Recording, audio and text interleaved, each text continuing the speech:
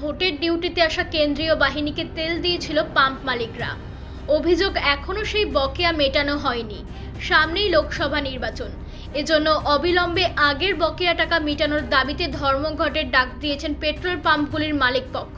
North Bengal petrol pump dealer অ্যাসোসিয়েশনের ডাকা petrol pump ধর্মঘটে ব্যাপক সাড়া পড়েছে এদিন।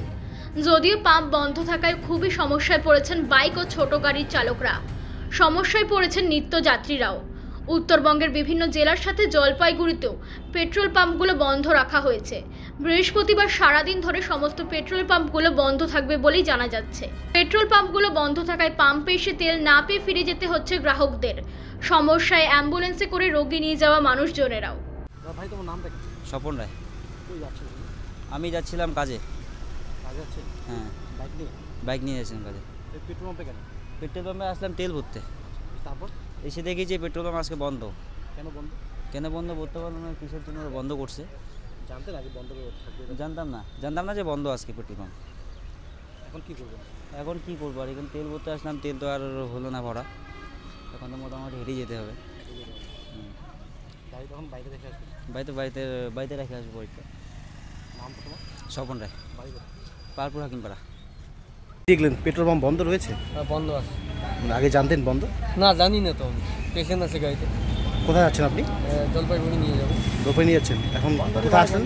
এই পাহাড়পুর পেট্রোল পাম্পে। কি দেখলেন এসে? পেট্রোল পাম্প বন্ধ।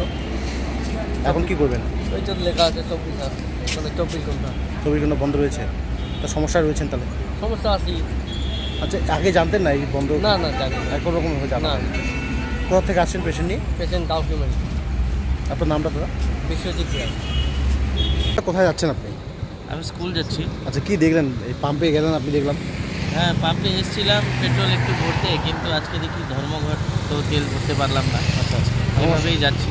তখন রাস্তায় যদি অসুবিধা হয়?